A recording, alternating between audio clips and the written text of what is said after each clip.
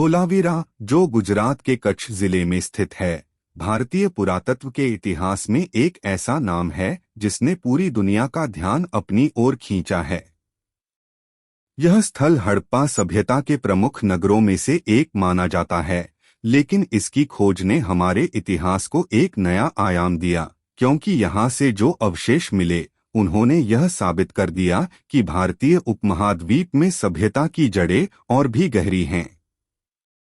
धोलावीरा की खोज 1967 से 68 में भारतीय पुरातत्व सर्वेक्षण विभाग के अधिकारी जगतपति जोशी ने की थी और तब से यह स्थान इतिहासकारों और पुरातत्वविदों के लिए शोध का प्रमुख केंद्र बन गया।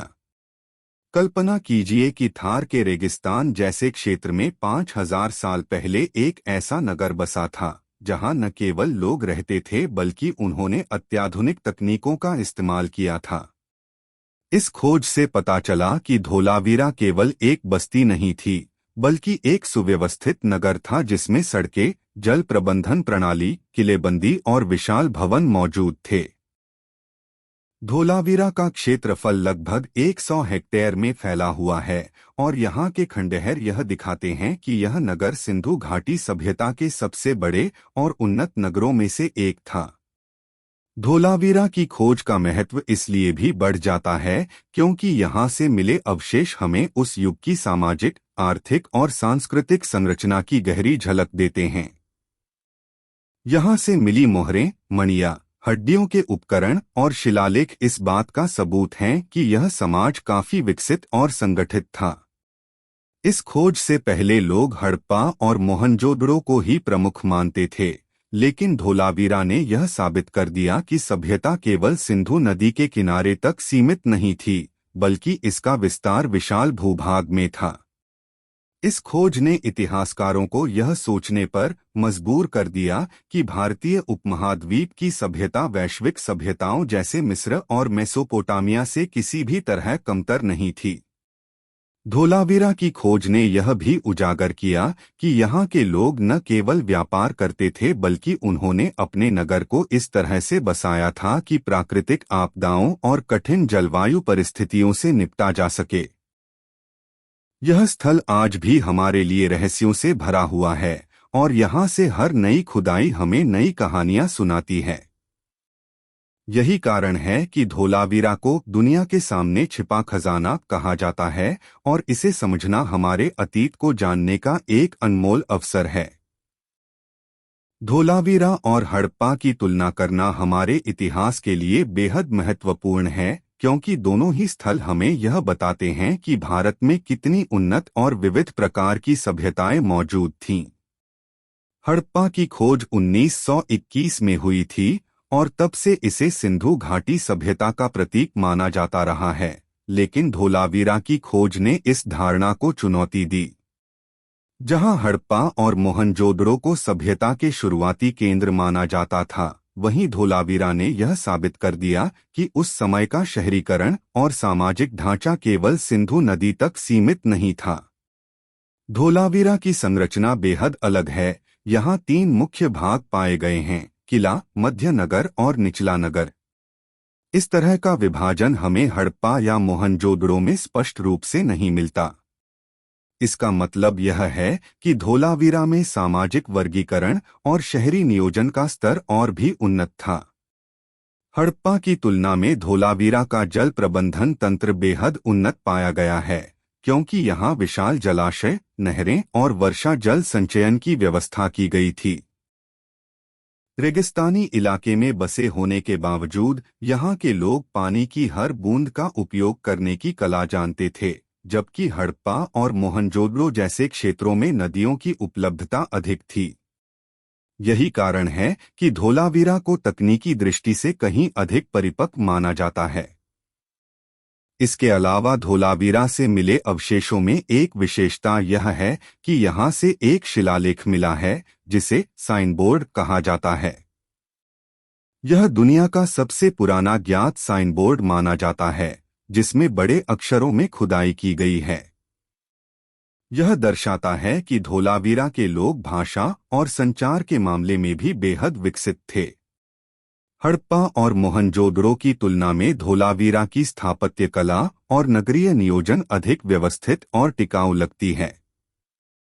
वहीं हड़प्पा ने हमें व्यापार और शिल्पकला के प्रमाण दिए, लेकिन धोलावीरा ने यह साबित कर दिया कि भारतीय उपमहाद्वीप में सभ्यता केवल नदी किनारे नहीं बल्कि रेगिस्तानी इलाके में भी फल फूल रही थी। इस तुलना से एक और महत्वपूर्ण तथ्य सामने आता है कि हड़प्पा सभ्यता मुख्य रूप से नदी आधारित थी, जबकि धोलावीरा ने जल संचयन और संरक्षण के विज्ञान को इतना विकसित कर लिया था कि यह सूखे इलाकों में भी लंबे समय तक जीवित रह सका। यही कारण है कि आज कई इतिहासकार धोलावीरा को केवल हड़प्पा सभ्यता का हिस्सा नहीं बल्कि उससे भी अधिक प्राचीन और स्वतंत्र पहचान देने की बात करते हैं। इस बहस ने इतिहासकारों और शोधकर्ताओं के बीच नई चर्चाओं को जन्म दिया है और यह सवाल उठ खड़ा किया है कि क्या धोलावीरा ही असली प्राचीन भारतीय सभ्यता की जड़ है। धोलावीरा की सबसे अनोखी और आकर्षक विशेषता इसकी नगरीय योजना और स्थापत्य कला है, जो यह दर्शाती है कि लगभग 5000 साल पहले भी यहाँ के लोग कितने उन्नत थे और उनके पास शहरों को व्यवस्थित करने का गहरा ज्ञान था। धोलावीरा का नगर 3 भागों में बंटा हुआ था, किला, मध्य नगर और निचला नगर, और यह विभाजन केवल सुरक्षा के लिए नहीं बल्कि सामाजिक और प्रशासनिक ढांचे को व्यवस्थित करने के लिए भी किया गया था। किले में संभवतः शासक वर्ग और प्रशासनिक अधिकारी रहते थे। मध्य नगर व्यापारियों और विशेष कामगारों का क्षेत्र था, जबकि निचला नगर आम जनता के लिए था। यह विभाजन दर्शाता है कि धोलावीरा में समाज का ढांचा बेहद स्पष्ट और संगठित था। पूरे नगर को एक विशेष आकार में बसाया गया था, जिसकी योजना आयताकार थी और चारों ओर मजबूत दीवारें बनाई गई थीं। ये दीवारें न केवल सुरक्षा का प्रतीक थीं, बल्कि शहरी नियोजन के उच्च स्तर को भी दर्शाती हैं। धोलावीरा की एक और अनोखी विशेषता यहाँ की सड़कों की संरचना है। मुख्य सड़कें उत्तर दक्षिण और पूर्व पश्चिम दिशा में सीधी रेखाओं में बनाई गई थीं, जिससे पूरा शहर ग्रिड पैटर्न पर खड़ा था। यह योजना आधुनिक शहरों की तरह लगती है, जहां यातायात और आवाजाही के लिए स्पष्ट व्यवस्था होती है। इसके अलावा यहाँ के घरों और भवनों का निर्माण स्थानीय पत्थरों से किया गया था, जो यह दर्शाता है कि धोलावीरा के लोग संसाधनों का बेहद सोच समझकर उपयोग करते थे। एक और महत्वपूर्ण पहलू यह है कि यहाँ के घरों में जल निकासी और सीवेज सिस्टम भी मौजूद था, जो हमें बताता है कि स्वच्छता और स्वास्थ्य की समझ धोलावीरा के लोगों के जीवन में महत्वपूर्ण स्थान रखती थी। धोलावीरा की स्थापत्य कला में सबसे रोचक पहलू है यहाँ पाए गए विशाल जलाशय और बांध। पूरे नगर में वर्षा जल संचयन की व्यवस्था की गई थी, जहाँ बड़े बड़े टैंक और नहरें बनाई गई थीं। ये टैंक पत्थरों से बने थे और इस तरह बनाए गए थे कि उनमें सालों तक पानी संग्रहित रह सके। यह बात हमें चौंकाती है क्योंकि यह क्षेत्र रेगिस्तानी था और यहाँ पानी की कमी हमेशा रहती थी। फिर भी धोलावीरा के लोग इतने परिपक्व थे कि उन्होंने जल संरक्षण की वैज्ञानिक प्रणाली विकसित कर ली थी।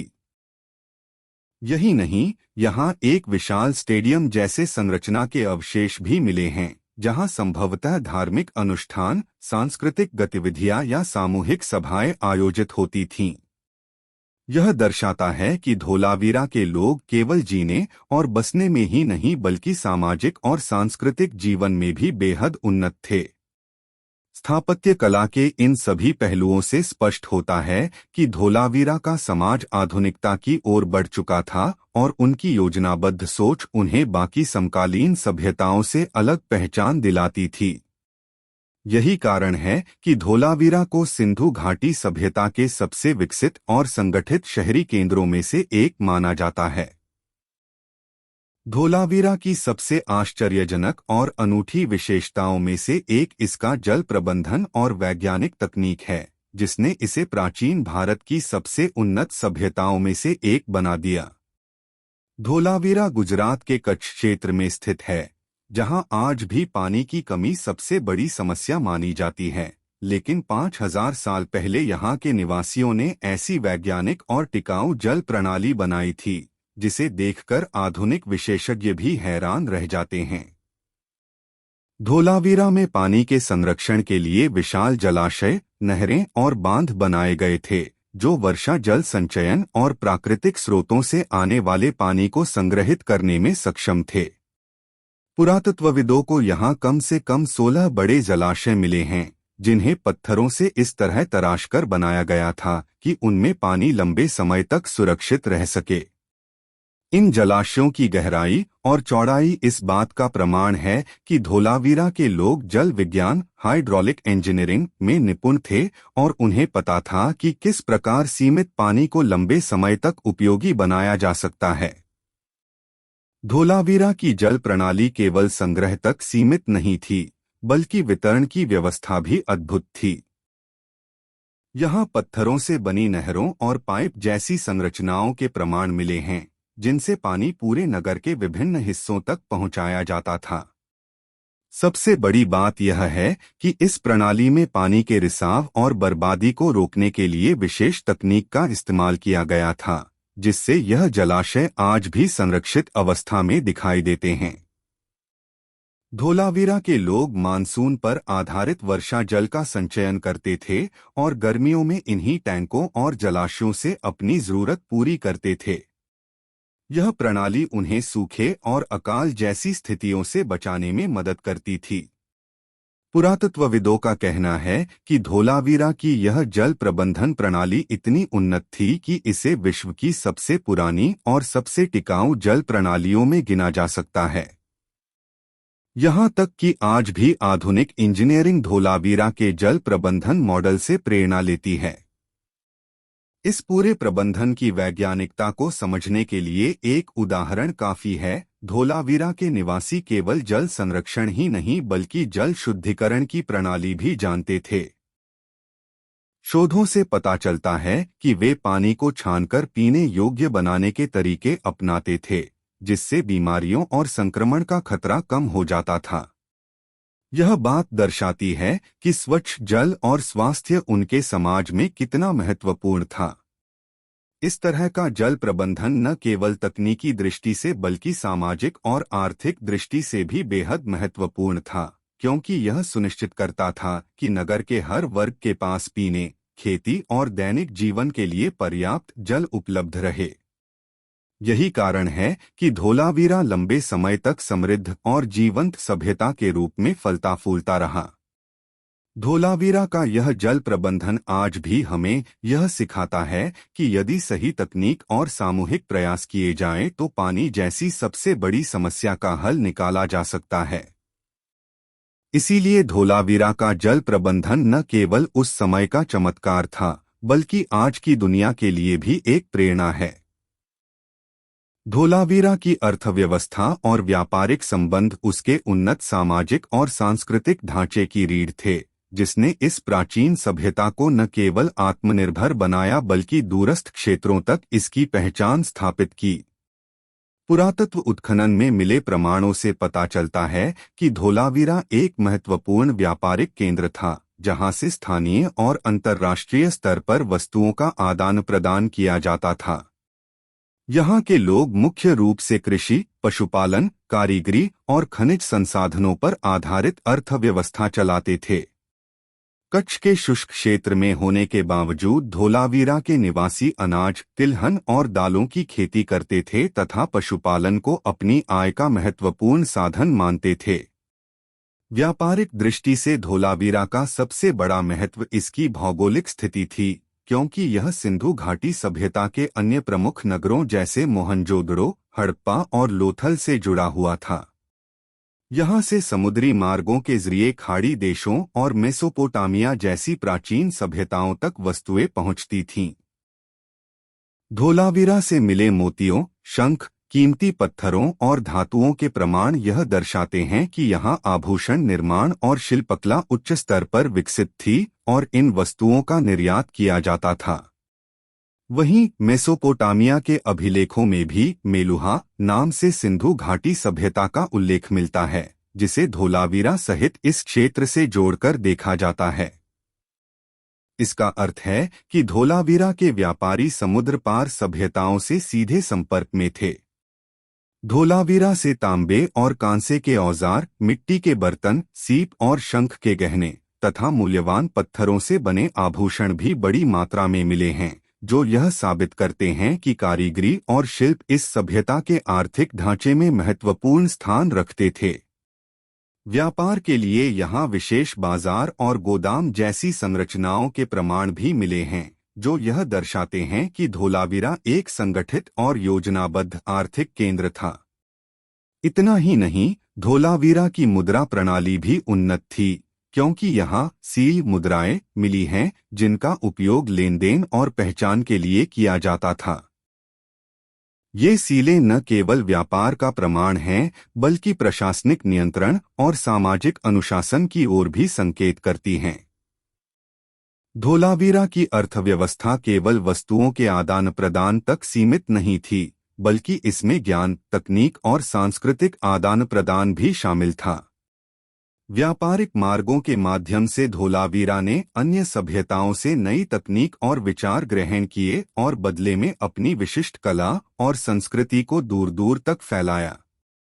यह आर्थिक समृद्धि ही थी जिसने धोलावीरा को एक लंबे समय तक टिकाऊ और समृद्ध सभ्यता बनाए रखा। आज धोलावीरा की आर्थिक व्यवस्था हमें यह सिखाती है कि व्यापार और संसाधनों का संतुलित उपयोग किसी भी समाज की प्रगति और स्थिरता की कुंजी होता है। यही कारण है कि धोलावीरा न केवल एक प्राचीन नगर था, बल्कि एक वैश्विक आर्थिक केंद्र भी, जिसने भारत की प्राचीन विरासत को विश्व मंच पर पहचान दिलाई। धोलावीरा सभ्यता का सबसे बड़ा कमाल उसका जल प्रबंधन सिस्टम माना जाता है, जो आज भी इंजीनियरिंग का अनोखा उदाहरण है। गुजरात के कच्छ के रेगिस्तान में बसा धोलावीरा साल के ज्यादातर समय सूखा और गर्म रहता था। यहाँ पर पानी मिलना बहुत मुश्किल था, लेकिन फिर भी इस सभ्यता ने अपने शहर को फलने फूलने लायक बनाने के लिए ऐसा तकनीकी ढांचा खड़ा किया था जिसकी कल्पना आज भी बड़ी बड़ी आधुनिक तकनीक वाली सभ्यताएं नहीं कर पाती। धोलावीरा में लगभग 16 बड़े जलाशय खोजे गए हैं, जिनका इस्तेमाल बारिश के पानी को इकट्ठा करने और साल भर इस्तेमाल करने के लिए किया जाता था।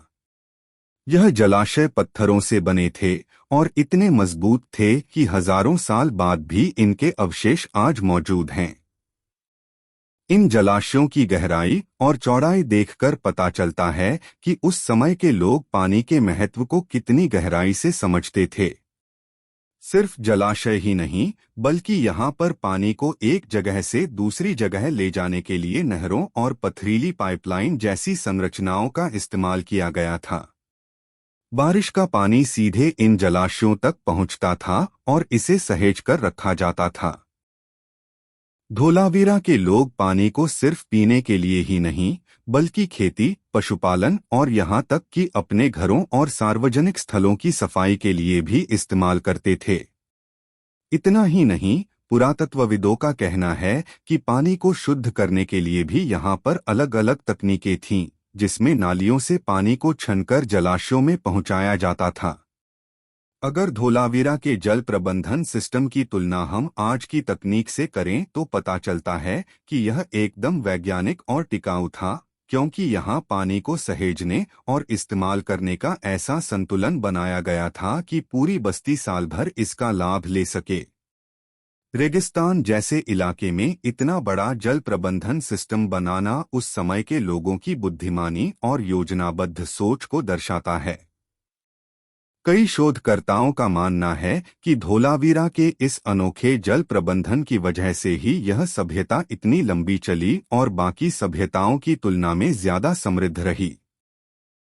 यह बात भी दिलचस्प है कि जब दुनिया के बाकी हिस्सों में लोग छोटी छोटी बस्तियों में रहते थे और पानी के लिए नदियों पर निर्भर रहते थे, उस समय धोलावीरा के लोग नदियों के बिना ही एक रेगिस्तान में रहकर पानी को संग्रह और उपयोग करने की बेहतरीन कला सीख चुके थे। यही वजह है कि धोलावीरा को आज भी वाटर हार्वेस्टिंग का जनक कहा जाता है। धोलावीरा सभ्यता को समझने के लिए सिर्फ उसकी इमारतें और जल प्रबंधन देखना ही काफी नहीं है, बल्कि वहाँ की सामाजिक और सांस्कृतिक व्यवस्था भी उतनी ही महत्वपूर्ण है। पुरातात्विक खोजों से पता चलता है कि धोलावीरा के लोग एक व्यवस्थित और संगठित जीवन जीते थे। यहाँ पर समाज को अलग अलग वर्गों में बांटा गया था, जिसमें शासक वर्ग, व्यापारी वर्ग, कारीगर वर्ग और आम नागरिक शामिल थे। शासक वर्ग के लिए ऊंचाई पर बने बड़े बड़े भवन और महल थे, जबकि आम नागरिक शहर के निचले हिस्सों में रहते थे। इससे साफ है कि सामाजिक ढांचे में स्पष्ट अंतर था। धोलावीरा के लोग व्यापार और कारीगरी में बहुत माहिर थे। यहाँ से मन के गहने, मिट्टी के बर्तन, पत्थरों से बने औजार और हड्डियों से बने सामान मिले हैं, जो बताते हैं कि यहाँ के लोग कला और शिल्प में निपुण थे। धोलावीरा के लोग मोती और कीमती पत्थरों से गहने बनाते थे, जिन्हें वे दूरदराज के इलाकों में व्यापार के लिए भेजते थे। इससे यह भी साबित होता है कि धोलावीरा का व्यापार केवल स्थानीय स्तर तक सीमित नहीं था, बल्कि यहाँ से वस्तुएं मेसोपोटामिया और खाड़ी देशों तक भेजी जाती थीं। सांस्कृतिक दृष्टि से देखें तो धोलावीरा के लोग संगीत और नृत्य से भी जुड़े हुए थे। पुरातत्वविदों को यहाँ से वाद्ययंत्र जैसे बांसुरी और ढोल जैसी वस्तुएं भी मिली हैं, जो दर्शाती हैं कि संगीत उनके जीवन का हिस्सा था। धार्मिक दृष्टि से भी धोलावीरा काफी रोचक है। यहाँ पर देवी देवताओं की मूर्तियां कम मिली हैं, लेकिन यहाँ पाए गए प्रतीक बताते हैं कि लोग प्रकृति और शक्तियों की पूजा करते थे। सूर्य, पानी और धरती उनके लिए विशेष महत्व रखते थे। धोलावीरा की सामाजिक व्यवस्था में सबसे खास बात यह थी कि वहां पर हर वर्ग के लोगों की भूमिका साफ साफ तय थी और सब मिलकर सभ्यता को आगे बढ़ाने में योगदान करते थे। यही कारण है कि धोलावीरा इतनी संगठित और स्थिर सभ्यता बन पाई। यहाँ के लोग शिक्षा पर भी ध्यान देते थे, क्योंकि यहाँ से जो लिपियां और लेख मिले हैं, उनसे पता चलता है कि लेखन और रिकॉर्ड रखने की कला उन्हें आती थी। धोलावीरा के लोग एक संतुलित समाज का उदाहरण थे, जहां कला, व्यापार, धर्म और राजनीति एक साथ चलते थे, और यही इसकी विशेषता थी। धोलावीरा सभ्यता का सबसे महत्वपूर्ण पहलू उसका व्यापार और बाहरी दुनिया से जुड़ाव है, जो इसे बाकी हड़प्पा सभ्यताओं से अलग और ज्यादा खास बनाता है। पुरातात्विक खोजों से यह साफ पता चलता है कि धोलावीरा केवल एक स्थानीय बस्ती नहीं थी, बल्कि यह एक बड़ा व्यापारिक केंद्र था जो समुद्री और स्थल दोनों मार्गों से जुड़ा हुआ था। कच्छ का इलाका अरब सागर के नजदीक था और यहाँ से निकटवर्ती खाड़ी देशों जैसे ओमान, बहरीन और मेसोपोटामिया तक व्यापारिक संबंध होने के प्रमाण मिले हैं। धोलावीरा से मिली वस्तुओं जैसे मनके, शंख से बने आभूषण, अर्धकीमती पत्थरों से बने गहने और मिट्टी के बर्तनों की शैली देखकर पता चलता है कि ये सामान स्थानीय स्तर पर भी बनते थे और बाहर भी निर्यात होते थे। सबसे दिलचस्प बात यह है कि मेसोपोटामिया सभ्यता के पुरातात्विक स्थलों पर धोलावीरा जैसे मनके और आभूषण मिले हैं, जो इस बात का सबूत है कि धोलावीरा और मेसोपोटामिया के बीच सीधा व्यापारिक संबंध था। धोलावीरा में पत्थर के बड़े बड़े भंडारण घर मिले हैं, जो इस बात का संकेत देते हैं कि यहाँ व्यापारिक वस्तुएं इकट्ठा करके रखी जाती थीं और फिर उन्हें समुद्र मार्ग से बाहर भेजा जाता था। धोलावीरा के लोग शंख, कार्नेलियन, लैपिस लाजुली और अन्य कीमती पत्थरों से आभूषण बनाने में माहिर थे, जो उस समय दुनिया के अलग अलग हिस्सों में बहुत लोकप्रिय थे। यही नहीं, यहाँ से तांबे और कांसे के औजार भी बनाए जाते थे, जिनका उपयोग स्थानीय स्तर पर तो होता ही था, साथ ही इन्हें भी निर्यात किया जाता था। धोलावीरा का व्यापार केवल वस्तुओं तक सीमित नहीं था, बल्कि यह ज्ञान और संस्कृति का भी आदान प्रदान करता था। बाहर से आने वाले व्यापारी अपने रीति रिवाज और परंपराएं साथ लाते थे, जिनका असर धोलावीरा की सामाजिक और सांस्कृतिक व्यवस्था पर भी पड़ा। इसी वजह से धोलावीरा को एक तरह का कॉस्मोपॉलिटन नगर भी माना जाता है, जहां अलग अलग जगहों के लोग मिलकर रहते और व्यापार करते थे। यहाँ से मिले सील और लिपियों के अवशेष बताते हैं कि धोलावीरा के व्यापारी लेन देन का हिसाब रखने और वस्तुओं की पहचान करने के लिए लिखित प्रणाली का इस्तेमाल करते थे। यह भी प्रमाण है कि धोलावीरा के लोग व्यापार को केवल धन कमाने का साधन नहीं मानते थे, बल्कि इसे समाज के विकास और बाहरी दुनिया से जुड़े रहने का माध्यम भी मानते थे। अगर हम धोलावीरा की तुलना दुनिया की बाकी प्राचीन सभ्यताओं से करें तो यह कहना गलत नहीं होगा कि धोलावीरा एक ग्लोबलाइजेशन का शुरुआती उदाहरण था। हजारों साल पहले जब बाकी सभ्यताएं केवल अपने स्थानीय दायरे में सिमटी थीं, उस समय धोलावीरा ने समुद्र और स्थलीय मार्गों के जरिए एक वैश्विक नेटवर्क खड़ा कर लिया था। यही वजह है कि आज भी इतिहासकार इसे हड़प्पा सभ्यता का व्यापारिक धड़कन कहते हैं। धोलावीरा का यह वैश्विक जुड़ाव उसकी ताकत भी था और कमजोरी भी, क्योंकि बाद के दौर में जब बाहरी व्यापार में गिरावट आई तो धोलावीरा की आर्थिक स्थिति पर भी असर पड़ा और धीरे धीरे यह सभ्यता कमजोर पड़ने लगी। लेकिन यह तथ्य अटल है कि अपने समय में धोलावीरा एक अंतर्राष्ट्रीय व्यापार केंद्र के रूप में उभरा था और इसकी महत्ता को नजरअंदाज नहीं किया जा सकता। धोलावीरा सभ्यता का उत्थान जितना अद्भुत था, उसका पतन उतना ही रहस्यमय और दुखद माना जाता है, और यही पहलू इतिहासकारों और पुरातत्वविदों को सबसे ज्यादा आकर्षित करता है। लगभग 2000 ईसा पूर्व के बाद से धोलावीरा के पतन के प्रमाण मिलते हैं, जब यहाँ की जीवन शैली, नगर योजना और व्यापारिक गतिविधियां धीरे धीरे कमजोर पड़ने लगी थीं। पतन के पीछे कई कारण माने जाते हैं, जिनमें सबसे बड़ा कारण पर्यावरणीय परिवर्तन को माना गया है। धोलावीरा का भौगोलिक स्थान कच्छ के रण के निकट था, जहां मानसूनी वर्षा पर निर्भरता अधिक थी। परंतु कुछ कालखंडों में मानसून कमजोर पड़ गया और यहाँ भयंकर सूखा पड़ने लगा, जिसके कारण जलस्रोत सूख गए और विशाल जल प्रबंधन प्रणाली भी बेअसर होने लगी।